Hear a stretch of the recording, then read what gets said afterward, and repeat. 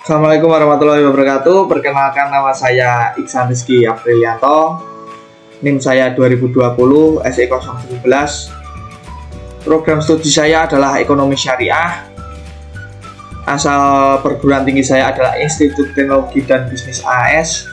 Alamat saya Solo Jotosan, Mudal, Boyolali. Di sini saya ingin menerangkan tentang apa perbedaan bank konvensional dan bank syariah. Mungkin teman-teman atau masyarakat Indonesia banyak yang belum mengetahui apa atau perbedaan antara bank konvensional dan bank syariah. Mungkin di luar sana masyarakat hanya memandang itu adalah sama-sama bank, sama-sama untuk meminjam uang dan untuk menabung. Tetapi ada perbedaan secara fungsi dan ciri-ciri dan lebih spesifik lainnya yang saya akan bahas dalam presentasi saya pada kali ini. Nah, sebelum kepada bank konvensional dan bank syariah, saya ingin menerangkan tentang apa itu bank. Nah, menurut etimologis, bank berasal dari kata bangku atau tempat duduk. Nomor 2, menurut Undang-Undang Nomor 10 Tahun 1999, sebagai badan usaha yang menghimpun dana dari masyarakat dalam bentuk simpanan. Nah, apa itu bank konvensional? Nah, teman-teman, bank konvensional adalah bank yang menjalankan usaha secara konvensional, yang mana dalam kegiatannya memberikan jasa dalam lalu lintas pembayaran berdasarkan prosedur dan ketentuan yang telah ditetapkan. Nah, ini ada sejarah bank konvensional di Indonesia. Ya, zaman penjajahan Hindia Belanda ada beberapa bank. Nomor 1 ada DJafC NV. Nomor 2 ada Depospoor Bank. Nomor 3 ada Blok and Spar Bank. Nomor 4 ada De Algemene Volkskrediet Bank. Nomor 5 ada Nederland Handelsmaatschappij atau yang dikenal NHM. Nomor 6 National Handelsbank atau yang dikenal NHB. Nomor 7 ada DS-Comto Bank atau NV. Nomor 8 ada Netherlands Indie Handelsbank. Nah, di zaman kemerdekaan ini mereka berganti nama. Yang pertama, NV Netherlands Indie Spar and Deposit Bank. Saat ini Bank OCBCNI SP didirikan tanggal 4 April 1941 dengan kantor pusat di Bandung. Yang kedua ada Bank Negara Indonesia yang didirikan tanggal 5 Juli 1946 yang sekarang dikenal dengan Bank BNI 46. Nomor 3 ada Bank Rakyat Indonesia yang didirikan tanggal 22 Februari 1946. Bank ini berasal dari De Algemene Volkskrediet. Yang nomor 4 ada Bank atau Sominginco. Nomor 5 ada Bank Indonesia di Palembang tahun 1946. Nomor 5 ada Bank Dagang Indonesia NV di Samarinda tahun 1950, kemudian merger dengan Bank Pasifik. Nomor 6 ada Bank Timur NV di Semarang berganti nama menjadi Bank Gemari, kemudian merger dengan Bank Sentral Asia atau yang dikenal saat ini dengan nama BCA pada tahun 1949. Karakteristik bank konvensional. 1. Bank konvensional berprinsip bebas nilai. Nomor 2. Bank konvensional melihat utang sebagai komoditas. Artinya, uang dipandang sebagai barang yang dapat diperjualbelikan. Nomor 3. Di bank konvensional, uang akan bertumbuh dengan adanya pemberian bunga yang didapat dari pengolahan pihak bank. Nah, ini ada macam-macam bentuk bank konvensional. Nah, bank konvensional itu juga ada macam-macamnya. Contohnya adalah bank pemerintah, bank swasta, bank pembangunan daerah, bank campuran, dan bank asing. 5 itu adalah macam-macam bank konvensional. Nah, saya ingin menerangkan konsep sistem bank konvensional. Pada bagian ini saya akan menerangkan bagaimana cara bank konvensional mendapatkan dana. Yang pertama adalah dari masyarakat pemilik dana. Masyarakat pemilik dana dimasukkan ke bank konvensional, dan bank konvensional memberikan masyarakat yang ingin menggunakan dana. Menggunakan dana itu dalam bentuk ingin membuat modal kerja, atau investasi, atau membuat usaha. Itu terserah pengguna dana. Tetapi bank juga memberikan penetapan beban. Penetapan beban itu berupa bunga kredit yang harus dikembalikan sesuai dengan kesepakatan yang telah diberikan oleh bank konvensional terhadap pengguna dana. Dan bank konvensional juga mempunyai kewajiban untuk mengembalikan dana kepada pemilik dana dengan penetapan imbalan. Penetapan imbalan itu berupa bunga tab atau deposito atau giro. Dan slide selanjutnya, nah ini ada fungsi bank konvensional. Nah inilah yang tidak banyak dimengerti oleh masyarakat di luar sana atau teman-teman semua tentang fungsi bank konvensional ini adalah penyertaan uang pertama. Kedua, mendukung kelancaran mekanisme pembayaran. Ketiga, menghimpun dana simpanan. Keempat, mendukung kelancaran transaksi internasional. Kelima, penyimpanan barang dan surat berharga. Keenam, pemberian jasa. Nah, itu adalah 6 fungsi dari bank konvensional, teman-teman. Nah, ini ada keunggulan dari bank konvensional. 1. Bank konvensional lebih kreatif dalam menciptakan produk-produk. Yang nomor 2, nasabah terbiasa dengan metode bunga dibandingkan metode bagi hasil. Jadi nasabah bank konvensional itu lebih senang, lebih terbiasa membayar bunga daripada sistem bagi hasil. Yang nomor 4, ada peraturan perundang-undangan dan kebijakan. Yang kelima, pemerintahan yang lebih mapan bagi bank konvensional sehingga bank lebih leluasa untuk bergerak lebih pasti. Ini dia kerugian bank konvensional. Kan tadi sudah keuntungan. Jadi setiap keuntungan kan pasti ada kerugian. Yang saya akan sebutkan ini adalah kerugian bank konvensional. 1. Praktik curang seperti bank dalam bank dan transaksi fiktif. Bank dalam bank itu maksudnya apa? Maksudnya adalah permainan di dalam bank, permainan orang dalam. Jadi itu hanya mengetahui orang dalam. Kita masyarakat biasa tidak bisa mengetahuinya. Nomor 2, praktik spekulasi yang terlalu ambisius dan tanpa perhitungan. Yang ketiga, kredit bermasalah karena proses pemberian kredit tidak potensi dan penampakan pemberian kreditan pada grup sendiri dan kalangan tertentu.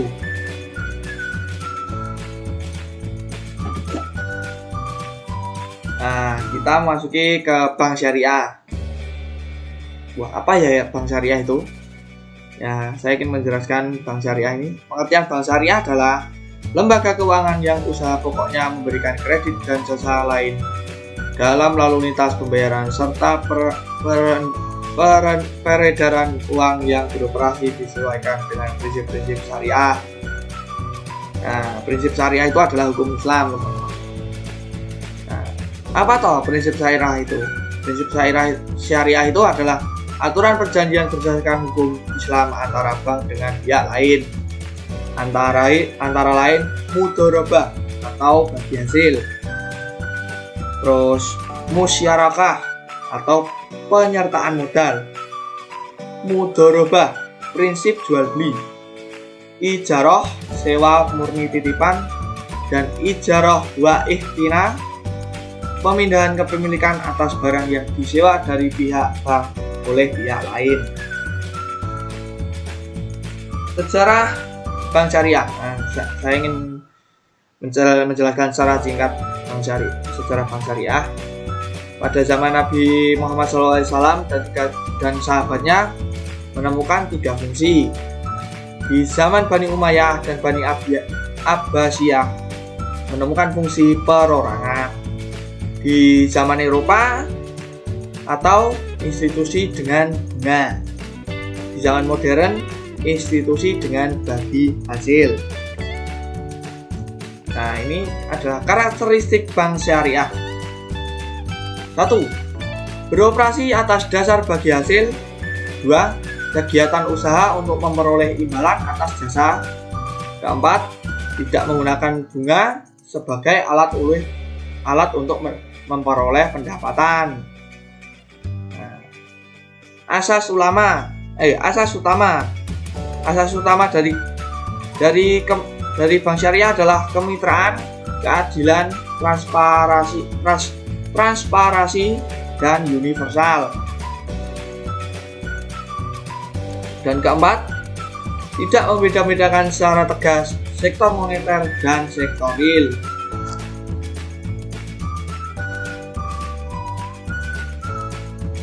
Ciri-ciri operasional bank syariah. Beban biaya yang disepakati bersama pada waktu akad perjanjian dalam bentuk jumlah nominal yang besarnya tidak kaku, menghindari penggunaan persentase dalam kewajiban pembayaran. Yang 3, dalam kontrak pembiayaan proyek, bank syariah tidak menetapkan perhitungan berdasarkan keuntungan pasti yang ditetapkan di muka. Nomor 4, penggerakan dana masyarakat dalam bentuk deposito tabungan oleh penyimpan dianggap sebagai titipan atau al-waidah. Nomor 5, DPS bertugas untuk mengawasi operasionalisasi bank dari sudut syariahnya.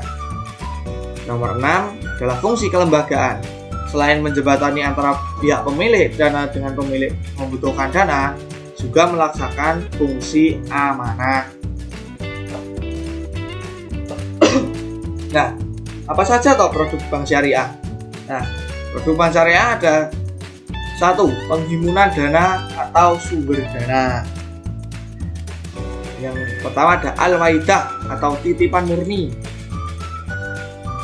Terus yang kedua mudharabah, penyimpangan dana dengan tujuan untuk pembiayaan mudharabah atau ijarah. Yang kedua adalah penyaluran dana atau kredit. Jual beli, dalam jual beli itu ada bai al-mudharabah atau tambahan keuntungan disepakati bersama. Yang kedua adalah bani as-salam, penyerahan uang terlebih dahulu. Ketiga ada bai al-istisna, pembelian dengan uang muka sewa, uang muka. Yang kedua ada sewa, pada bagian sewa adalah ijarah atau sewa murni atau sewa dengan penyerahan barang di akhir masa sewa atau leasing. Sama yang pada bagi hasil ada al-musyarakah atau pembiayaan dan pengolahan proyek bersama atau modal ventura. Yang kedua ada mudharabah. Al-mudharabah adalah pendanaan proyek dengan dana dari pihak bank. Ada akad pelengkap. Akad pelengkap itu terdiri dari al-hawalah atau membinakan hutang faktori dan arrah menahan harta bergerak sebagai jaminan atau yang dikenal dengan gadai. Al-khard itu adalah meminjamkan tanpa mengharapkan imbalan. Ada al-wakalah atau pemberian kuasa. Al-khafalah adalah pemberian jaminan bank atau garansi. Yang C adalah jenis jasa bank, al-sarf atau jual beli valuta asing, dan al-ijarah atau menyewakan safe deposit box dan kustodian. Ya, ini ada fungsi bank syariah, teman-teman. Ada tabel di sini, saya akan mencoba menerangkan fungsi bank syariah. Ada tamwil itu seperti pimpinan. Manajer investasi, aplikasi produknya, penghimpunan dana, prinsip walidah, dan prinsip mudharabah. Dan fungsi investor di aplikasi produk adalah penyaluran dana. Satu, prinsip jual beli murabahah, salam, istiqnah, dan sebagainya. Kedua, ada prinsip bagi hasil atau mudharabah dan musyarakah. Jasa layanan, aplikasi produk jasa, wakalah, hafalah, sarf, hard, dan hafalah, ran, dan sebagainya. Pada amal adalah fungsinya sosial, aplikasi produknya, dana kebijakan, penghimpunan dana, penyaluran hadrul hasan, penghimpunan dan penyaluran his. Nah, ini juga ada tabel mekanisme operasional bank syariah. Nah, bank syariah ini mempunyai bagan seperti berikut ini yang digambar. Saya akan coba menerangkan kepada teman-teman bagaimana cara mekanisme operasional bank syariah. Sohibul mal dari deposan itu adalah penghimpun dana dari bank syariah, atau sohibul mal muhdharib. Nah, dari bank syariah ini menyalurkan dana kepada nasabah debitur atau mudharib. Nah, mudharib ini akan menerima kesepakatan mengembalikan dengan menerima pendapatan atau bagi hasil dan menerima bunga kredit tetap. Dan kewajiban bank untuk sohibul mal atau deposan adalah pembayaran bagi hasil tergantung pendapatan yang diterima dan membayar bunga deposito tetap. Tidak ada pengaruh pendapatan yang diterima. Ini adalah keunggulan bank syariah. Keunggulan bank syariah adanya fasilitas pembiayaan mudharabah dan musyarakah, adanya keterikatan religi, dan adanya sistem bagi hasil.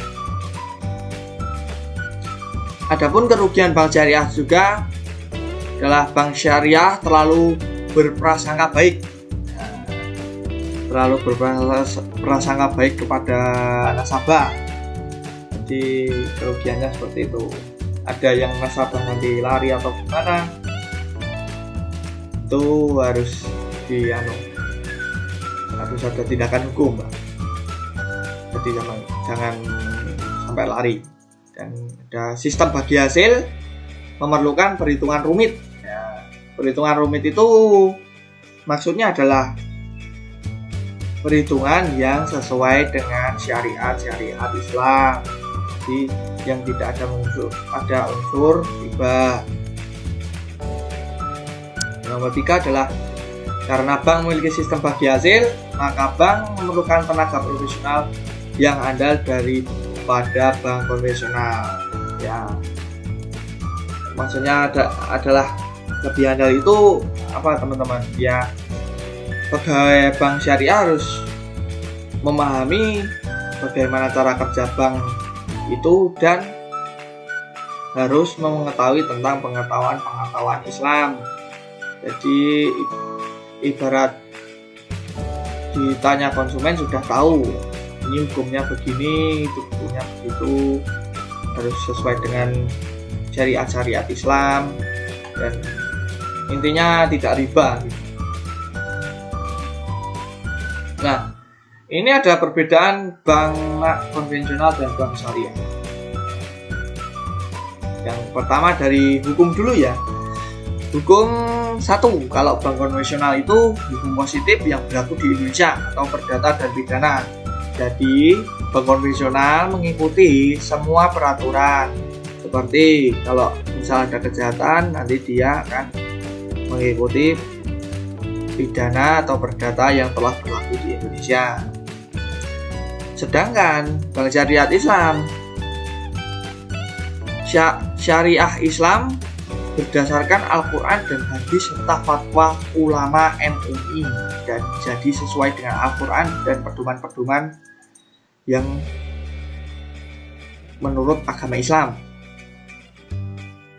Nomor 2, dari pengolahan dana, penyaluran kredit pada bank konvensional bisa dilakukan pada berbagai bisnis yang dianggap aman dan menguntungkan selama tidak menyalahi aturan dan hukum yang berlaku.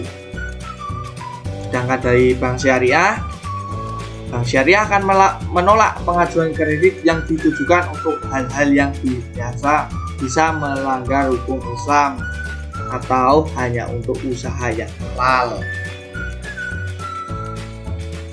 Nomor 3, ada keuntungan profit oriented, kebahagiaan dunia semata. Jadi bank konvensional tidak memikirkan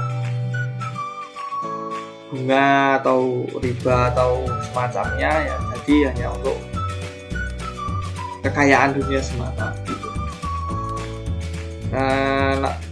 Sedangkan bank syariah orientasinya dari keuntungan atau profit oriented, kemakmuran dan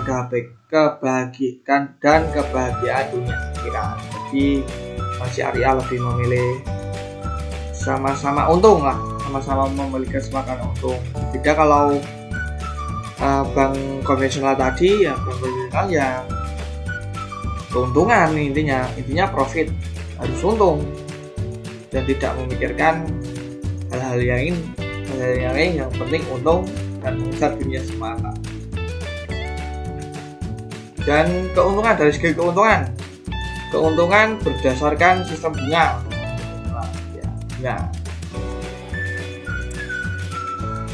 Dan bank syariah keuntungan berdasarkan sistem bagi hasil dan jual beli dan sewa. Jadi sistemnya bagi hasil kalau bank syariah, tapi kalau bank konvensional bunga. Jadi lebih, kalau dilihat dari sisi agama tetap bank syariah ya, karena tidak mengandung riba. Tapi bank konvensional menggunakan sistem bunga, itu jelas-jelas riba. Dari hubungan nasabah dan bank, hubungan pihak bank dengan nasabah lebih seperti antara debitur dan kreditur. Nah, itu sangat jelas sekali. Jadi hubungan bank konvensional itu seperti itu. Jadi hanya sebatas kamu pinjam uang ke bank, udah gitu aja, kamu nyicil bayar bunga, udah gitu aja. Jadi nggak ada gimana ya, nggak ada perjanjian yang neko-neko. Ibarat saya ingin butuh uang, saya langsung ke bank, saya ingin meminjam uang tersebut menggunakan syarat-syarat yang sudah ditetapkan oleh bank konvensional, dan saya hanya mengembalikan dan memberikan bunga kepada bank tersebut. Sedangkan di bank syariah, hubungan nasabah dan bank syariah, nasabah diperlakukan sebagai seorang mitra karena bank dan nasabah diikat dalam satu akad yang sangat transparan. Nah, yang dimaksud akad yang sangat transparan ini antara bank dengan konsumen itu sama-sama transparan. Ibaratnya ingin meminjam uang, ya dikasih ini gini prosesnya, sistemnya adalah bagi hasil dan sebagainya. Yang penting dalam satu akad semua setuju, itu sudah sah. Dan keberadaan dewan pengawas di bank konvensional, tidak ada dewan pengawas sehingga transaksi yang dilakukan tidak diawasi oleh siapapun selain hukum-hukum positif yang berlaku dari bank konvensional. Sedangkan bank syariah, setiap transaksi yang dilakukan oleh bank syariah selalu berada di dalam pengawasan dewan pengawasan yang terdiri dari ulama-ulama ahli ekonomi yang memang menguasai tentang fikih dan muamalah. Itu teman-teman. Dan di sini saya ingin menerangkan tentang perbedaan bunga dan bagi hasil ya. Dari tadi saya hanya menerangkan bedanya bunga riba, kalau bagi hasil tidak riba. Tapi kan belum menerangkan secara spesifik apa sih bedanya bunga dan bagi hasil itu. Nah, saya ingin menerangkan perbedaan bunga dan bagi hasil. Pertama, penentuan bunga dibuat pada waktu akad dengan asumsi usaha akan selalu menghasilkan keuntungan. Nah, padahal enggak itu. Ya, yang penting profit, untung. Kalau bank konvensional Anda bayar bunga, ya udah aman. Tapi kalau di bagi hasil, penentuan besarnya rasio atau nisbah bagi hasil disepakati pada waktu akad dengan berpedoman pada kemungkinan untung rugi. Nah, ini namanya bagi hasil ya, harus siap menerima risiko atau untung atau rugi, begitu aja. Nomor 2 ada besarnya persentase didasarkan pada jumlah dana atau modal yang dipinjamkan. Jadi berapa persen begitu, ibarat pinjam 10 juta, nanti berapa persen berat bunganya menjadi 2 juta atau 3 juta ya. Saya tidak tahu, saya belum pernah pinjam uang bank, jadi belum bisa.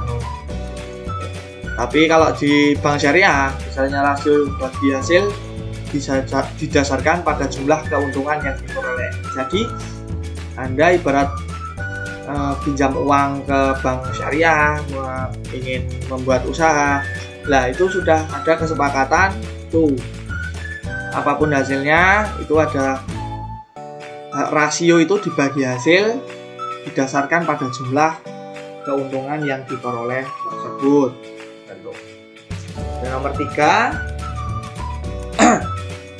bunga dapat mengambang atau variabel dan besarnya naik turun sesuai dengan naik turunnya bunga patokan atau kondisi ekonomi. Bisa dibayangkan kalau bunganya lagi naik, berapa lipat yang harus Anda bayar di bank konvensional. Dan nomor 3 dari bagi hasil untuk bank syariah, rasio bagi hasil tetap tidak berubah selama akad masih berlaku kecuali diubah atas kesepakatan bersama.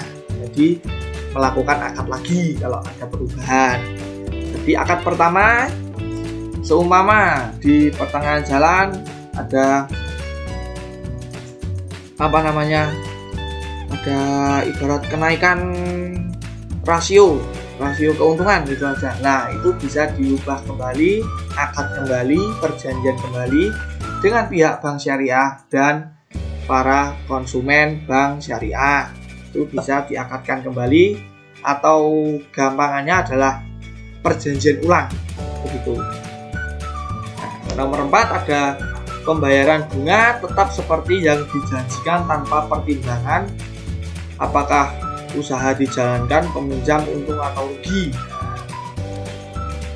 Ini ya sebenarnya sangat membebankan para konsumen bank.